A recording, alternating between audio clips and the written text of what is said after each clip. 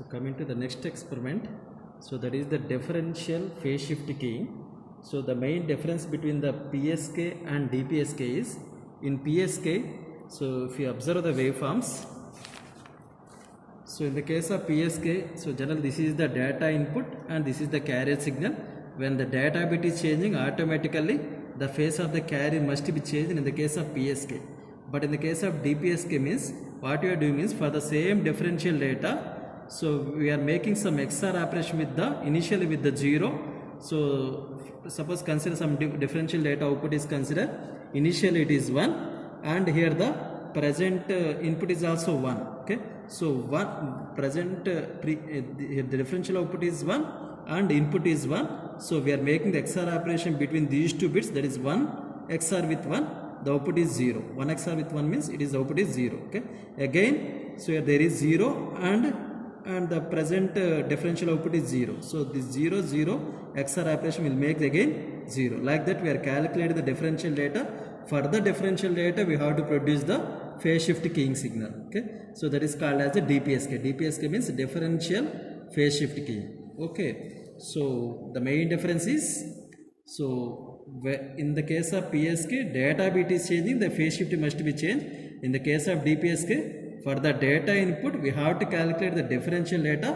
How it means, we have to initially consider either 1 or 0. Suppose consider if it is 1 and if you have to compare with some data input, and we have to make the XOR operation between those two datas and we have to produce the next output. Okay, like that we are calculating the differential data. For that one we are producing the differential modulated output. Okay, if you applying for the demodulator, then we can get the original data input. Okay, so like that we can produce the waveforms. Okay, and this is the model circuit diagram for the DPSK. Okay, so next I am going for the trainer kit, differential phase shift keying. So here if you see the input generators, so first one is the carrier, so that is the 8038 IC. So all of you know that 8038 IC is nothing but a function generator. We can produce the square waveform, triangular waveform and sinusoidal waveform by using this 8038 IC. So this is the carrier generator IC. Okay, and next this one is the data generator IC, that is the 7490. Okay, so 7490 IC will produce the clock signal and also different data signals. Okay, so first one is, it is producing a 101010 like that. So if you observe the second output, that is at the 9th pin, we can produce the 1100 that is the width is changing. Suppose if you observe the output at 8th pin, that is generating the some 111 like that. So it is generating some different formats by using the 7490 IC. Okay, so the 7490 IC is for generating the data and also clock, and this 8038 is used for generating the carrier signal. So these are the main inputs for our differential phase shift keying circuit. Okay, and the center part is the modulator circuit. Okay, the center part is corresponding to the modulator and the center part is corresponding to the demodulator. Okay, if you observe the modulator circuit, so this is nothing but just a PSK only, but extra with the PSK there is some other ICs. Generally in the PSK there is a CD4051 IC and also 741 op-amp. These are in the PSK. Okay, so what is the difference between PSK and DPSK means, we have to make some differential operation for the data input. So for making the differential data, for producing the differential data, we are using some XOR gates. So these are nothing but XOR gates. Okay, so this will produce the for the input we are applying the for the XOR gate we are applying one input, and other input is the delayed version of the output. Okay, so those two bits XOR operation we are applying as an input to the multiplexer, that is the CD4051 IC. Okay, so that is only difference between the PSK and DPSK. Okay, so in the PSK only the center circuit will be there, but in the case of DPSK there is an extra circuit, that is the XOR gate will be there. Okay, and this IC is the 7474 IC. So this is the D flip-flop. Okay, so this is for producing the previous output. Okay, for storing the previous output we are using some D flip-flop, that is 7474 IC. Okay, so and this is the demodulator circuit. So in the demodulator circuit also there is some XOR gate and 7474 IC, that is the D flip-flop, So this will entirely reverse, making the reverse, that is the from the DPSK signal we can produce the original data signal. So now we can give the some connections. How can give the connections means, so first we have to observe the carrier signal. Okay, so first I'm observing the carrier signal. Okay, so we are connecting here. So if you observe in the CRO, we can observe the carrier signal. Okay, so this is the carrier signal, and next we are observing the clock pulse. Okay, so here we have to observe the clock pulse. So this is the clock signal. Okay, okay, so this is the clock signal.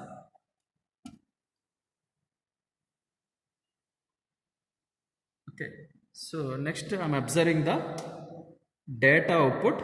So this is the input, so that is also some 101010 like that. Okay, so this is the data signal. So finally this one will require the carrier signal, clock signal and data output. These are the three inputs for the modulator and demodulator. So first I am connecting the carrier signal, okay, for the modulator. Okay, so here I am observing the carrier. That carrier we are applying as an input to the multiplexer. Okay, so that is at the 13th pin. 13th pin we have to connect the carrier signal. Okay, and next we have to connect the clock signal. So here this is the clock generator output. This clock generator output we have to connect at the here we have to connect the clock signal in the modulator circuit. Okay, so the clock generator output we have to connect as an input to the clock. Okay, so and next we have to connect the data signal. Okay, so here we are at the 12th pin, we are observing the data signal. That data signal we have to so we have to apply as an input to the XOR gate or differential gate. So here the mainly three connections. So there are three inputs, that is carrier, clock and data input. So those three inputs we have to apply to the apply to the modulator circuit.